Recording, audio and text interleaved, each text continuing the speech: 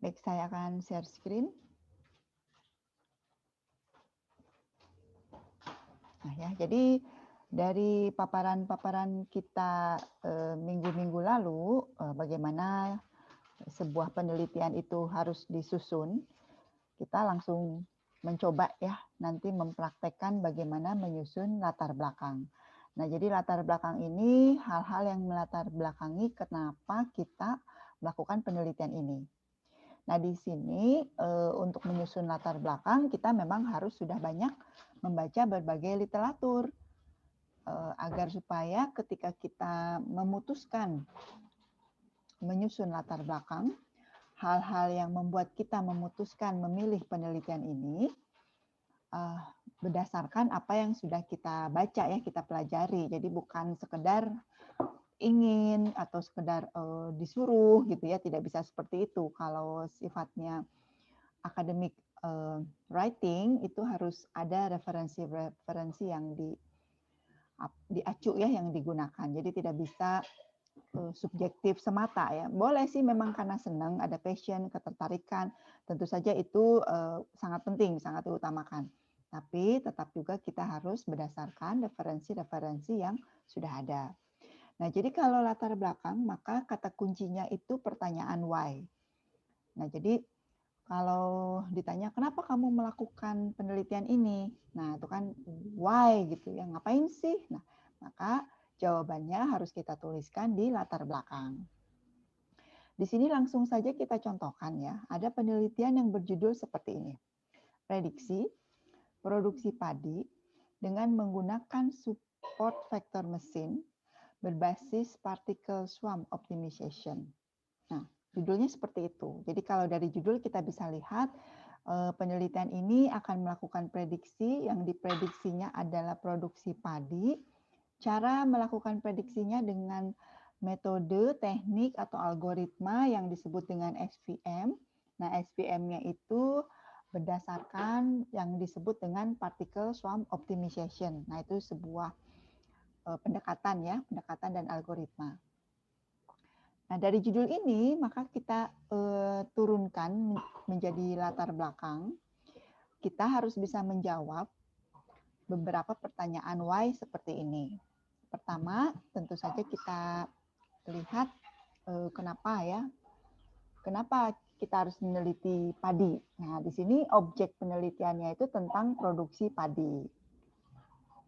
Kemudian, kenapa kita harus melakukan prediksi terhadap produksi padi? Nah, nih, jadi kata kunci berikutnya adalah prediksi. Kemudian, mengapa juga kita menggunakan support vector machine, SVM? Dan terakhir, mengapa kita memilih particle swarm optimization? Nah, jadi dari judul kita bisa menarik kata kunci, hal-hal yang penting ya di dalam judul ini terlihat kata kuncinya padi, prediksi produksi padi, SVM dan PSO ya. Nah, ini harus kita bisa jawab.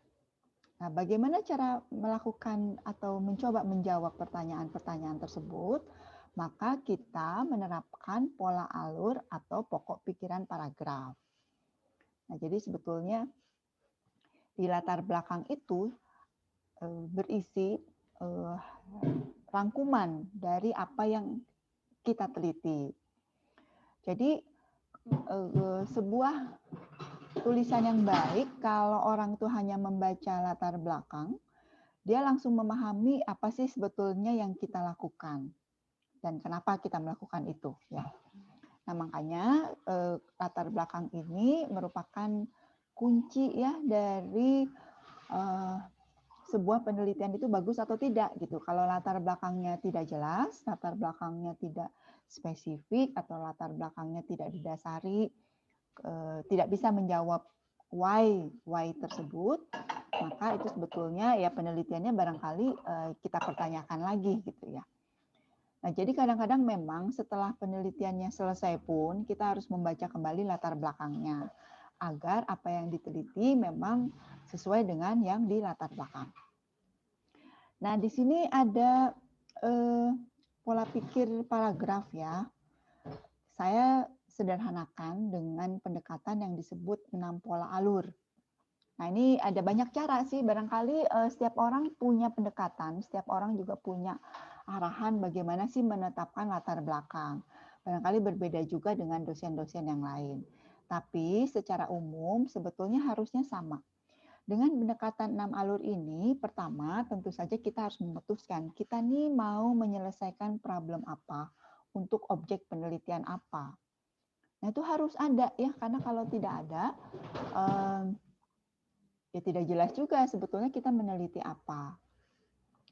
Kemudian dari objek tersebut, metode-metodenya yang sudah pernah dilakukan oleh orang-orang lain terhadap objek tersebut sudah melakukan apa, gitu ya. Nah, kemudian kita melihat kelebihan dan kelemahan dari metode yang sudah ada. Jadi kita harus membaca juga, harus mempelajari juga sebetulnya metode yang sudah ada tersebut kira-kira masih ada kelemahannya enggak gitu ya, masih ada atau semuanya kelebihan gitu atau semuanya sudah sangat baik. Nah, kemudian kita mengkaji ketika kita memutuskan memilih metode yang akan kita perdalam, maka sebetulnya ada persoalan apa di metode yang kita pilih tersebut. Dan kemudian kita mengusulkan solusi perbaikan terhadap metode yang kita pilih tersebut. Nah, jadi secara umum ya, ada pendekatan alur seperti ini. Jadi objeknya apa, kemudian metode yang sudah pernah dilakukan ya untuk menyelesaikan objek penelitian tersebut apa saja, lalu kita melakukan komparasi terhadap metode tersebut, kelebihan dan kekurangannya. Lalu kita meng-highlight sebetulnya kalau kita menetapkan atau memilih sebuah metode, ada persoalan apa di sana. Sehingga kita punya peluang untuk mengusulkan solusi perbaikan terhadap metode tersebut.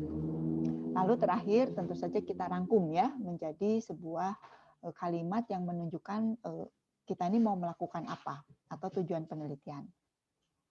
Nah, di sini sudah dicontohkan langsung ya supaya langsung terbayang.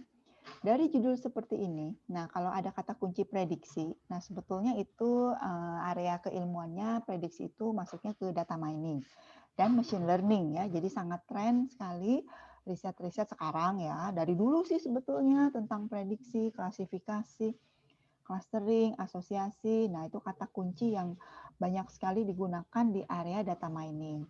Dan sekarang juga digunakan di machine learning ya.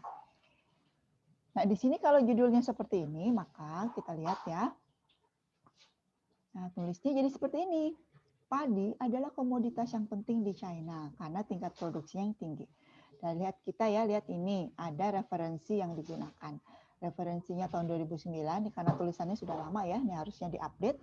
Dan referensi ini dari FAO report. Nah, ini berarti dari laporan organisasi FAO mengatakan bahwa produksi padi itu penting karena dia produksinya tinggi. Ini akan menjawab mengapa kita memilih padi, kenapa bukan yang lain. Kenapa tidak jeruk, kenapa tidak jambu gitu ya. Boleh aja kita meneliti yang lain, tetapi tentu harus ada referensi yang menyertainya. Nah, produksi padi perlu diprediksi secara akurat, karena hasil prediksi yang akurat sangat penting untuk membuat kebijakan nasional. Nah, ini menurut Pak Trel tahun 2008. Nah, ini untuk menjelaskan kenapa kita perlu melakukan prediksi untuk produksi padi. Ya, karena penting. Nah, penting itu nggak boleh kata kita ya. Harus ada referensi yang menyatakan atau mendukung bahwa memang prediksi produksi padi itu penting. Jadi harus ada referensi yang menyatakannya dan referensi tersebut tentunya haruslah valid ya, haruslah sesuatu referensi yang sangat bisa dipercaya. Nah, ini kita bisa menyimpulkan bahwa objek penelitian kita mengenai prediksi produksi padi. Jadi yang ditelitinya padi, tapi fokus kita ke prediksi produksinya gitu ya. Jadi bukan padinya. Kalau padinya sendiri kan Tentu saja itu ada di penelitian teman-teman dari pertanian tentu saja ya. Mungkin kalau teknologi pangan adalah mesti terkait ya, tapi mungkin lebih banyak di teman-teman dari Universitas Pajajaran misalnya yang ada Fakultas Pertaniannya. Jadi jangan ke padinya, kita tidak di sana, tapi ke prediksinya gitu. Jadi kalau bagaimana meningkatkan produksi padi, oh itu bukan kita ya. Bagaimana meningkatkan produksi, bagaimana pupuknya, bagaimana menangani hamanya dan lain sebagainya itu bukan area kita. Tapi kita pendekatan kita yang diambil adalah prediksi gitu ya, prediksinya. Oke ya. Nah, itu objek penelitian. Nah, kadang memang ada juga yang terjebak di objeknya yang langsung gitu ya. Padahal bukan bidang kita gitu, bukan bidang kita secara langsung. Kita mensupport bidang pertanian dengan kapabilitas kita atau kemampuan kita di pendekatan data mining, yaitu mengenai prediksi. Nah, metode prediksi rentet waktu seperti SVM, ya, ini menurut Yongsen ya, neural net menurut Zheng, dan Gray model menurut Wu, diusulkan oleh banyak peneliti. Ini kata Hufei 2009 ya, untuk prediksi padi. Nah, ini menceritakan metode-metode yang sudah ada. Artinya kita harus sudah membaca, mencari paper, ya, mencari tulisan yang menyatakan bagaimana sih orang-orang melakukan prediksi terhadap produksi padi. Jadi ada yang memakai SVM, ada yang memakai neural net, ada yang memakai Gray model gitu ya. Nah, ini dirangkum oleh Pak Hufei ini. Jadi kita melihat orang-orang sudah pernah melakukan apa. Kita rangkum. Nah, di sini kita menceritakan NN memiliki kelebihan pada prediksi nonlinear, kuat di parallel processing dan kemampuan mentoleransi kesalahan. Tapi memiliki kelemahan pada perlunya data training yang besar, overfitting, lambatnya konvergensi, dan sifatnya yang lokal optimum. Ini menurut Rosario 2007. Nah, kalau membaca seperti ini, artinya kita harus paham juga si neural net itu apa sih? Kemudian kelebihan dan kekurangannya apa? Namun kita bisa mengutip ya dari peneliti lain yang sudah menuliskan.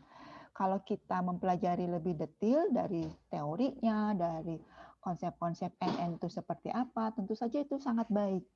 Berarti kita menguasai juga neural net ini. Tapi karena kita fokusnya nanti mau ke SVM, maka tentang neural ini cukup kita state ya, kita ambil saja dari tulisan orang lain. Kita percaya pada Pak Rosario ini bahwa neural net itu seperti ini. Kita tidak perlu sampai memikirkan kenapa ya seperti itu gitu. Karena kita sudah punya referensi.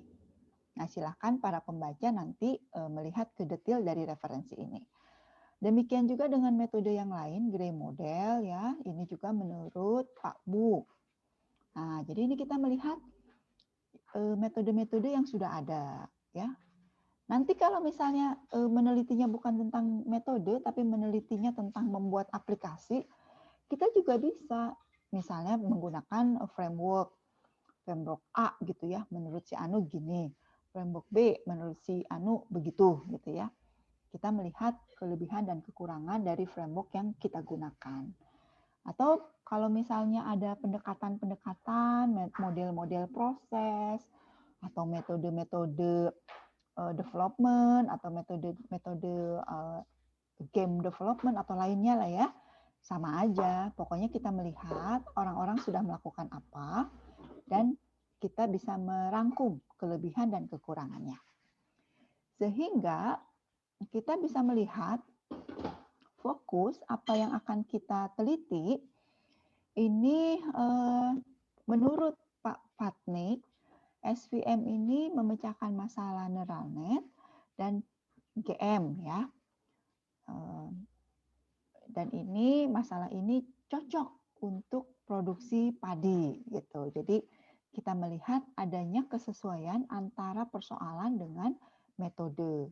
Nah, sehingga kita punya alasan kenapa kita memilih SVM. Jadi SVM ini kita pilih karena untuk karakteristik produksi padi, ini ada penyelesaian, ada keunggulannya ya dibandingkan dengan metode yang lain.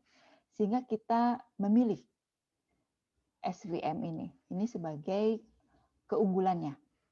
Tapi SVM memiliki kelemahan pada sulitnya pemilihan parameter. Ini menurut Cosman 2008. Nah, sehingga kita melihat kita sudah memilih metode, tapi metode tersebut masih punya kekurangan. Sehingga kita mengusulkan ya, ada yang namanya PSO.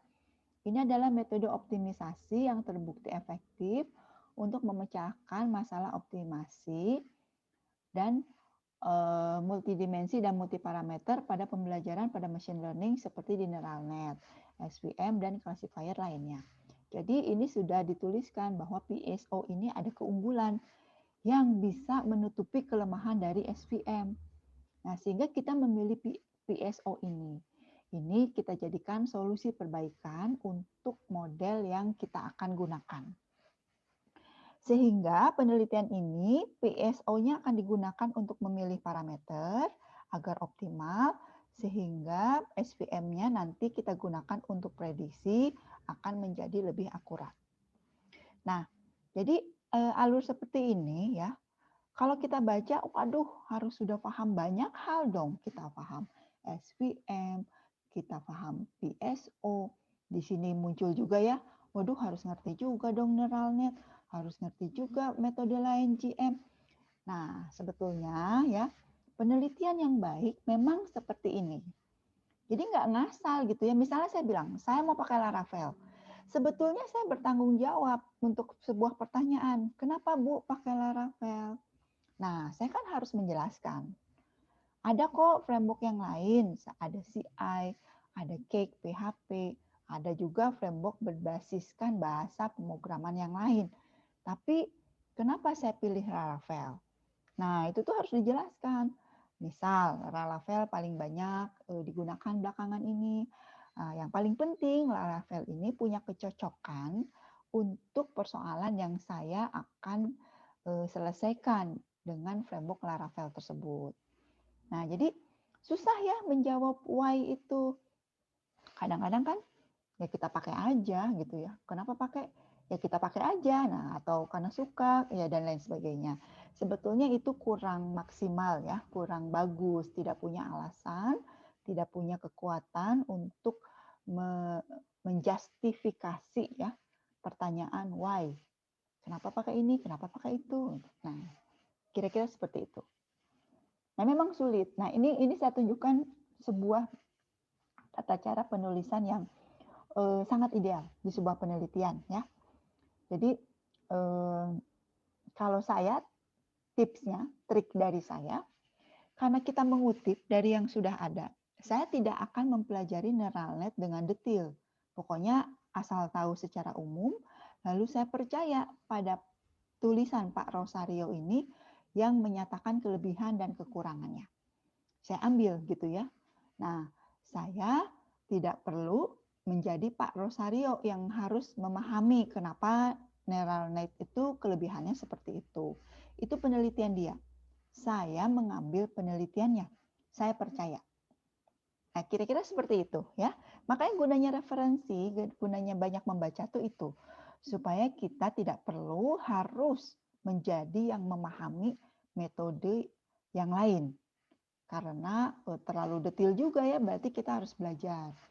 Nah, kalau mau ideal ya, kalau di penelitian disertasi ya, di riset-riset S2, S3 harus belajar, harus tahu. Selain mengutip, kitanya juga harus mendalami supaya nanti bisa membandingkan. Benar nggak yang saya pilih yaitu SVM, SVM yang dikombinasikan dengan PSO itu lebih baik daripada NN dan GM. Nah, riset itu sebenarnya seperti itu. Itu dulu ya, kebayang ya, supaya cara menuliskan latar belakang, langkah-langkahnya seperti itu. Nah, saya punya pendekatan lain yang mungkin lebih sederhana karena alurnya hanya 5 pola. Yang pertama kita cerita objek ya, saya kadang nyebutnya fakta. Jadi ini sih hal-hal yang ingin kita ceritakan tentang fakta-fakta yang akan kita teliti, ya. Kemudian kita lihat problemnya. Apa sih problem terhadap objek tersebut? Lalu kita cari solusi, ya kita baca-baca apa yang sudah pernah orang lakukan untuk problem tersebut. Nah, makanya ya di sini nih harus membaca. Kita ini tidak bisa tidak mengutip apa yang dituliskan orang ya terhadap apa yang akan kita teliti. Karena kalau tidak pernah ada referensi itu berarti tidak valid ya. Saya pasti meminta dan semua dosen saya pikir juga tahu ya bahwa kecuali kalau ada dosen yang tidak meminta ya kalian yang harus mempertanyakan, Pak ini saya harus mencantumkan referensi apa terhadap problem yang sedang kita lihat bersama-sama. Nah dari sini kita bisa mencari gap ya, kalau di sini sih kekurangan kan, mirip sih masalah pada metode yang dipilih. Nah saya akan melihat masalah atau gap antara problem tersebut dengan solusi yang pernah dilakukan oleh orang lain. Sudah ada kekurangannya enggak gitu ya, kira-kira ada kelemahannya enggak untuk solusi-solusi tersebut.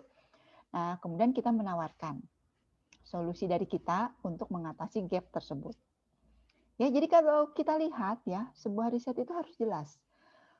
Objeknya apa sih? Lalu problemnya apa? Sebetulnya masalahnya apa? Kalau nggak ada masalah, kita nggak bisa melakukan penelitian, mengada-ngada jadinya. Jangan lupa masalah tersebut pasti tidak sendiri, pasti sudah banyak orang yang melakukan upaya-upaya solusi-solusi terhadap masalah tersebut. Maka kita harus membaca apa saja yang sudah dilakukan oleh orang lain. Kemudian kita melihat ada kendala nggak di solusi tersebut, ya? Ada gap nggak? Bisa saja sih solusinya sudah sangat baik ya, sangat baik. Ada orang yang sudah mengusulkan solusi, sudah membuatkan aplikasi, sudah digunakan dan sudah sangat bagus. Tapi misalnya ya, aplikasinya itu berbayar sehingga kita tidak bisa menggunakan. Nah, itu juga sebuah gap ya antara kita berharap bisa menggunakan tapi ternyata berbayar. Sehingga kita menawarkan solusi untuk membuat sendiri. Banyak ya yang seperti itu. Kalau kita lihat banyak sekali aplikasi-aplikasi untuk menyelesaikan berbagai persoalan ya. Sekarang semua orang berbondong-bondong menyelesaikan banyak hal menggunakan teknologi berupa aplikasi-aplikasi. Namun tidak semuanya bisa kita gunakan. Kadang sepele ya, karena masalahnya dia berbayar, padahal kita tidak punya budget untuk menggunakannya. Saya beri contoh konkret ya. Kalau kalian sering sekali bergaul di dunia maya, kita sering melihat platform yang namanya Kitabisa. Kitabisa ini untuk menggandeng donatur ya, untuk melakukan donasi terhadap problem apapun. Jadi kita bisa usulkan pihak-pihak yang ingin dibantu. Kemudian kita bisa akan menayangkannya dan orang akan berdonasi untuk pihak yang akan kita bantu tersebut. Itu platform sangat populer dan banyak sekali yang menggunakan karena terpercaya. Persoalannya memang ada biaya yang harus masuk ke Kitabisa tersebut. Tentu saja karena untuk operasional mereka ya, untuk menayangkan dan mengendalikan operasional termasuk sumbangan-sumbangan yang masuk itu juga harus diupayakan ya, harus ada budgetnya lah. Sehingga memang kalau saya ingin mempromosikan atau mengkampanye, misalnya ada warga yang harus dibantu atau mahasiswa yang harus dibantu karena dia sangat pintar tapi tidak memiliki pendanaan, saya pengen kampanye, saya pengen nyari orang tua asuh, saya pengen nyari orang-orang atau alumni-alumni Unpas yang mau mendanai si anak ini. Kalau saya pakai Kitabisa nggak cocok karena dia banyaknya sih untuk orang-orang yang sangat tidak mampu ya, sangat tidak mampu dan kembali ada budget yang harus kita keluarkan juga kalau kita mau menggunakan platform tersebut. Sehingga kita usulkan ya udah kita bikin aja aplikasi sama ya untuk campaign, untuk penggalangan donasi, tapi khusus untuk beasiswa. Beasiswa di internal anak-anak Unpas. Terbayang gagasan seperti itu? Problemnya jelas, problemnya banyak sekali mahasiswa di kita yang kesulitan di pendanaan kuliah, padahal dia sangat bagus. Di lain sisi, banyak juga kok orang-orang yang sudah sangat mampu, sudah sangat mapan, dan dia ingin mengangkat anak-anak asuh ya, terutama yang di bidang teknologi informasi, karena skill-nya sangat dibutuhkan. Nah, bagaimana saya mempertemukan anak-anak yang tidak mampu itu dengan teman-teman yang mapan. Nah, kita harus punya platform, punya website untuk mengkampanyekan anak-anak tersebut, profil-profil anak-anak tersebut ya, dan kita pertemukan. Nah, jadi kalau kita lihat ya, problemnya banyak mahasiswa tidak mampu ya. Tentang mahasiswa tapi tidak mampu, problemnya bagaimana kita mendatangkan donasi. Kita lihat solusinya udah banyak kok, pakai Kita Bisa aja atau pakai platform lain yang mempertemukan antara donatur dengan yang akan didonasi. Gapnya apa? Oh, kalau mau pakai aplikasi tersebut kita harus bayar dan kita harus berbagai ketentuan lainnya gitu yang menyulitkan kita. Sehingga kita usulkan ya udah kita buat aja sendiri. Gitu ya. Jadi memang solusi untuk problem terutama dari pendekatan sistem pasti udah banyak banget. Ya sekarang semua orang pakai aplikasi ya, pakai apps, pakai web gitu. Jadi pasti orang udah memikirkan gitu. Tapi kita juga bisa melihat kalau kita mau menggunakan solusi yang sudah ada, kita akan terkendala ketidaksesuaian ya, banyak ketidaksesuaian baik dari harus membayar ataupun dari model prosesnya yang ternyata tidak cocok misalnya ya. Nah ini jadi seperti ini cara latar belakang tuh. Saya sih bagi-bagi aja paragraf 1, 2, 3, 4, 5 gitu ya. Jadi latar belakang tuh cukup 5 paragraf. Setiap paragraf mengandung kata kunci atau pemikiran seperti ini. Dan setiap paragraf itu ya kita periksa aja ya. Jadi tidak harus terlalu panjang ya, tapi tidak boleh juga terlalu pendek. Nah, untuk alur seperti itu saya akan mencontohkan penelitian yang sedang saya lakukan, dan ini alhamdulillah mendapatkan grant ya, mendapatkan pendanaan dari negara ya, dari Dikti, dan ini belum berjalan gitu ya. Jadi masih baru awal ya, karena belum ada kontrak dengan pemerintah. Tapi ini sudah dapat grant, alhamdulillah sekali. Nah, ini juga kalau dari judul kita lihat ya, sebetulnya relatif apa ya? Lihat ya, judulnya tuh pembangunan dan penerapan aplikasi layanan pengangkutan sampah peralatan listrik dan elektronik atau disingkat e-waste di Kota Bandung dengan pendekatan user center design. Jadi saya juga paham ya tentang user center design, dan ini saya pahami bisa sangat membantu untuk melakukan pembangunan aplikasi. Dan kalau kita lihat di judul, saya tidak hanya membangun loh ya, tapi menerapkan. Jadi ada dua hal yang dilakukan. Aplikasi yang dibangunnya apa? Aplikasinya ternyata layanan pengangkutan sampah. Tapi sampahnya sampah apa? Sampah peralatan listrik dan elektronik. Jadi spesifik. Nah, dari judul ini sudah cukup kelihatan kan bahwa objeknya apa? Objeknya si e-waste ini. Apanya? Pengangkutannya. Pengangkutan sampah e-waste-nya ini. Jadi pengangkutan e-waste-nya yang saya akan jadikan objek penelitian.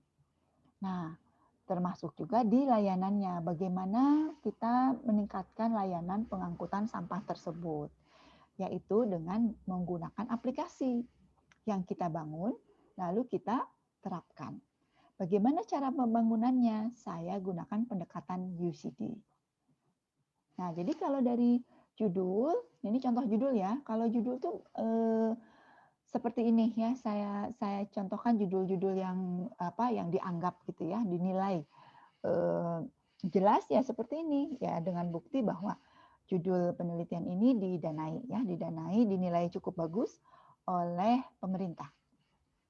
Nah, bagaimana cara menuliskan latar belakang? Nah, kebetulan karena ini riset saya ya, mungkin agak kompleks untuk kalian, tapi tidak apa-apa ya, saya tunjukkan bagaimana sih sebuah latar belakang yang dinilai cukup baik, tentu kita banyak referensi yang digunakan. Di paragraf pertama saya cerita tentang sampahnya dulu, ya, di mana sampah ini merupakan persoalan di semua kota, termasuk Bandung juga. Nah, di sini saya mengutip juga bahwa Kota Bandung itu sudah melakukan perencanaan ya terhadap penanganan sampah ini. Mereka sudah punya target. Nah, ini saya baca dari Rencana Pembangunan Jangka Menengah ya atau RPJMD. Nah, jadi cara menuliskan sesuatu fakta itu harus didasari dengan referensi-referensi yang memang bisa dipercaya. Nah, kalau sebuah pemerintahan ya, mau kota, provinsi ataupun negara, mereka punya rencana pembangunan jangka menengah atau jangka panjang ya. Kalau jangka menengah disebutnya RPJMD. Dan dokumen ini bisa saya ambil dari internet. Jadi saya tinggal baca dan saya cek, saya lihat bagaimana sih rencana Kota Bandung terhadap sampah ini. Oh, ternyata mereka sudah punya target seperti ini. Nah, kemudian saya lihat bagaimana si Kota Bandung itu menghadapi persoalan sampah ini.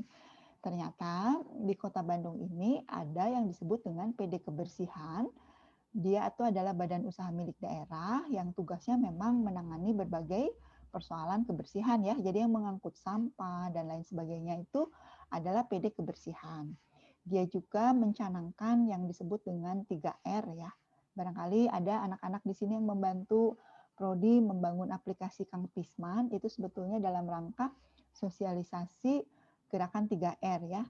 3R itu kan istilah asingnya ya, tapi ini reuse, reduce, recycle. Nah, kita punya kearifan lokal yang disebut dengan kurangi, pisahkan, dan manfaatkan.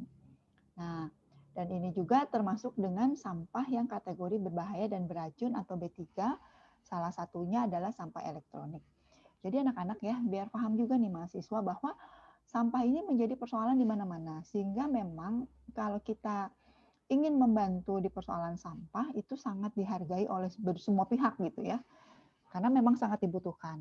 Waktu itu ada usulan membuat bank sampah, itu sudah ya, jadi bank sampah yang ada di Fakultas Teknik milik jurusan TL itu kita bantu juga dengan ininya aplikasi ya. Nah, jadi caranya begitu ya. Jadi kita lihat sebenarnya problemnya apa. Ternyata problemnya memang keterbatasan di operasional melakukan pengangkutan sampah tersebut. Nah, kita juga jadi tahu, oh kalau sampah elektronik itu termasuk berbahaya loh. Jadi kita nggak boleh sembarangan mencampur dengan sampah lainnya. Sebetulnya seperti itu. Jadi kadang-kadang serem ya kalau kita lihat baterai dibuang ke tempat sampah gitu ya. Itu sebetulnya harusnya dipisahkan. Nah, ini kan kita lihat, aduh saya ini orang informatika, tapi mau nggak mau saya harus membaca. Nah, itu adalah konsekuensi kita untuk memahami sebetulnya kita mau membantu tentang apa, tentang sampah. Ya mau nggak mau saya harus membaca. Tapi tidak membuat saya menjadi ahli juga kan. Dari tulisan ini kan saya mengutip aja dari referensi nomor 3 ini.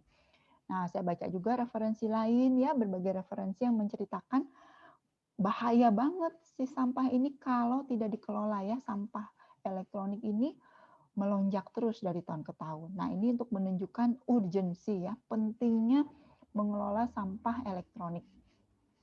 Kalau kita tidak aware, tidak peduli, ini akan menjadi ledakan gitu ya.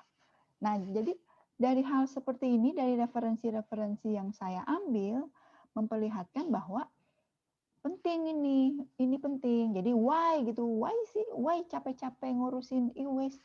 Wih, kalau nggak diurus bisa melonjak itu setiap tahun. Ini kata Global E-Waste Monitor loh, bukan kata saya. Jadi kita bicara data gitu ya. Bahkan ada peraturan pemerintahnya bahwa harus diberlakukan khusus dan lain sebagainya. Nah, jadi seperti ini cara kita menunjukkan why, kenapa sih kita memilih objek penelitiannya tentang sampah, khususnya sampah, kalau saya e-waste ya, sampahnya elektronik sampah.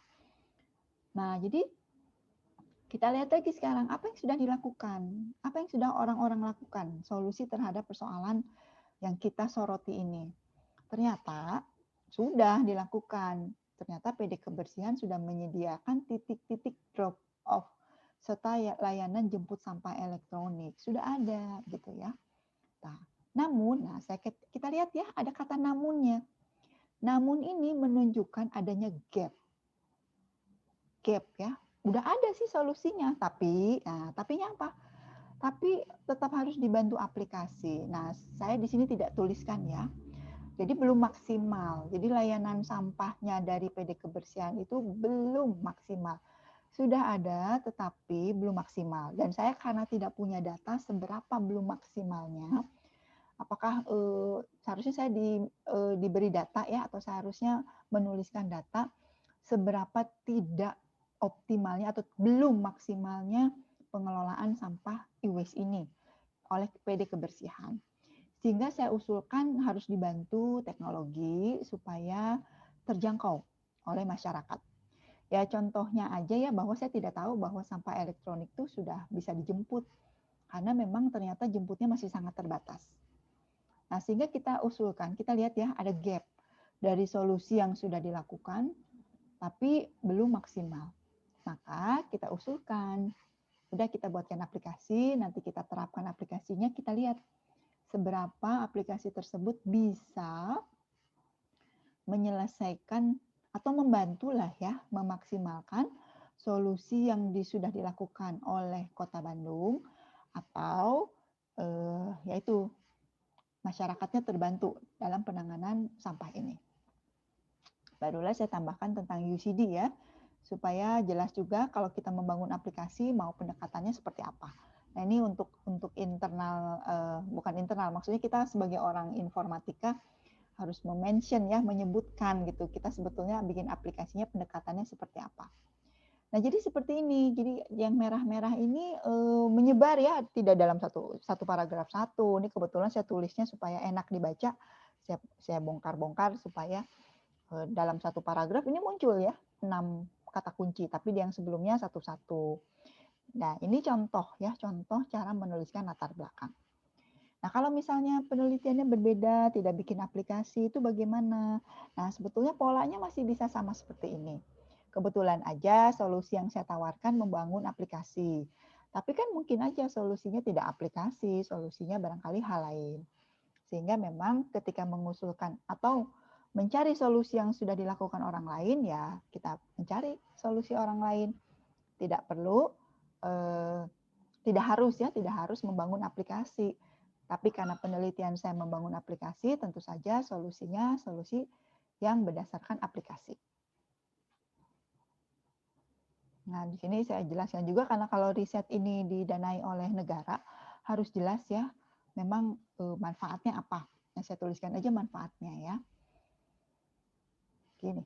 Nah, ini sih untuk menguatkan aja, tapi latar belakang seperti ini. Ya, jadi kata kuncinya tolong aja di kalian. Jadi kalau nulis itu lihat ininya, kata kuncinya. Kata kuncinya. Jadi baru disusun kata-katanya gitu. Jadi kalau kita rangkum ya, atau kita membuat mind map, kita bisa kita lihat mana sub-subnya ya, sub dari sebuah pembahasan apa aja yang harus kita tuliskan di situ. Nah, ini contohnya ya. Jadi kita lihat itu contoh mengenai latar belakang yang mungkin untuk nanti untuk tugas kalian berikutnya sudah mulai menyusun latar belakang. Untuk problem bisa dimasukkan dari tugas yang minggu lalu, tapi sebetulnya latar belakang dulu yang minimal mendekati ya. Kalau misalnya belum sempurna nggak apa-apa. Misalnya nggak sempat nyari solusi-solusi yang orang lain, tidak apa-apa ya. Jadi misalnya gini, solusinya cuma satu yang dibaca, ya nggak apa-apa. Supaya kita tahu bahwa sebetulnya orang lain sudah pernah melakukan. Namun ada kendala-kendalanya. Nah, kembali ke literatur review ya. Jadi bolak-balik ya cara kita membuat proposal itu. Kalau kita sudah baca, sebetulnya kita sudah bisa menyusun latar belakang. Nanti di yang sudah kita baca itu kita buatkan juga menjadi satu bab ya. Dan kita biasakan merangkum tulisan yang kita baca tersebut. Nah, jadi cara merangkumnya gimana ya? Kalau di kita itu cukup dijadikan tabel ya, penelitian terdahulu. Lalu kita tuliskan tabel-tabelnya. Namun sebetulnya seharusnya seperti ini. Jadi ada cerita bla bla bla gitu ya. lalu ada referensi yang diambil. Jadi Pak, penelitian ini melakukan apa ya. Jadi penelitian ini menceritakan bahwa harusnya masyarakat dan komunitas itu dilibatkan dalam menangani sampah elektronik. Jadi menurut Pak Li dan teman-teman, keberhasilan penanganan sampah elektronik itu sebetulnya dari masyarakat, ya, masyarakat dan komunitas. Nah, di sini juga cerita lagi tentang apa itu sampah elektronik, seperti apa, berapa jumlahnya, ya, keluar angka-angka persen, jumlah. Nah, ini untuk menguatkan kita bahwa betapa pentingnya persoalan ini, ya, betapa kalau kok selama ini kita nggak peduli gitu, kita nggak ngerti, setelah kita baca, wah ternyata sangat berbahaya ya gitu. Nah, ini kita tuliskan, kemudian ini juga ya, ternyata ini biar kalian tahu juga ya, gara-gara berkembangnya IoT, itu juga meningkatkan sampah limbah elektronik loh sebetulnya ya. Kalau ke depan kan kita selalu dikuatkan tentang IoT ya, sebetulnya itu siap-siap juga sampah elektroniknya akan membludak. Sehingga kita di penelitian ini udah antisipasi gitu bahwa kita harus segera menyelesaikan persoalan penanganan sampah elektronik ini. Karena tren ke depan ada IoT, elektronik semakin banyak digunakan. Nah, kemudian kita juga cerita, sebetulnya orang sudah banyak yang mengusulkan ide pemantauan pengangkutan sampah oleh Pak Rio, kemudian di Jambi, kemudian jadi cerita gitu ya. Nah, ini saya rangkum aja dari paper mereka, saya ambil abstraknya, saya ambil kesimpulan, saya ambil latar belakang, jadi saya tuliskan seperti ini. Oke, nah jadi seperti ini ya. Kemudian, jadi kalau kita lihat, kalau kebetulan ya, kalau sebuah riset itu harus banyak mata tinjauan pustakanya. Kalau saya kan dikasih nomor nih, nomornya ini nih sampai 22 ya. Jadi ada 22 bahan yang saya baca dan bukan saya baca, yang baca lebih banyak lagi, tapi yang diambil untuk dijadikan bab tinjauan pustaka tuh seperti ini. Nah, ini untuk meluruskan juga ya, kadang-kadang orang tuh menulis tinjauan pustaka itu teori-teori saja. Teori apa itu sampah, atau teori software, apa itu PHP, apa itu MySQL. Ya itu boleh-boleh saja, tapi sebetulnya yang disebut literatur review atau tinjauan pustaka isinya seperti ini. Penelitian-penelitian yang sudah orang lain lakukan, kita ambil, kita rangkum. Saya beri tips juga ya, kalau misalnya, bacanya susah, bacanya bab satunya ya, latar belakangnya itu sangat, kalau bagus ya tulisannya ya, kita cukup mengambil latar belakang dan kita fokuskan kepada abstrak. Tapi kalau dia tulisannya kurang bagus, lebih baik dibuang. Cari yang tulisannya cukup bagus, yang kalau kita baca langsung ngerti kira-kira mau ngapain. Nah itu ya. Kemudian satu lagi ya, setelah kita menyusun latar belakang, kita mau nulis judul gitu. Nah judul itu ini ada arahan ya, tapi barangkali tidak harus begitu. Buat saya ini menjadi sangat mudah. Di judul ini kita harus jelas produk hasil dari TA-nya apa, teori yang mendukungnya, tujuannya untuk apa, dan targetnya apa. Ya, jadi kalau misalnya kita TA-nya mau tentang kajian, ya udah berarti outputnya nanti sebuah kajian ya. Nah, kalau kita pengen bikin software, wah jelas banget nanti outputnya berupa software. Tapi saya pengennya eksplorasi framework misalnya ya, eksplorasi atau tools. Ya berarti nanti outputnya hasil eksplorasi atau game dari eksplorasi tools tersebut. Nah, jadi salah satu yang biasanya ditanyakan kalau kita sidang gitu ya, kamu bikin apa? Gitu ya. Kalau saya suka nanyanya dari belakang. Bikin apa? Hasilnya mana? Dilihat dulu hasilnya. Dia tunjukin hasilnya. Baru saya tanya berikutnya, kenapa kamu bikin ini? Yang why tadi ya, latar belakang. Untuk apa? Ada problem apa? Nah, baru ditanya begitu. Ya, jadi pasti ditanya, kamu TA-nya hasilnya apa sih? Bikin apa sih? Nah, kan seperti itu ya. Itu yang disebut dengan produk.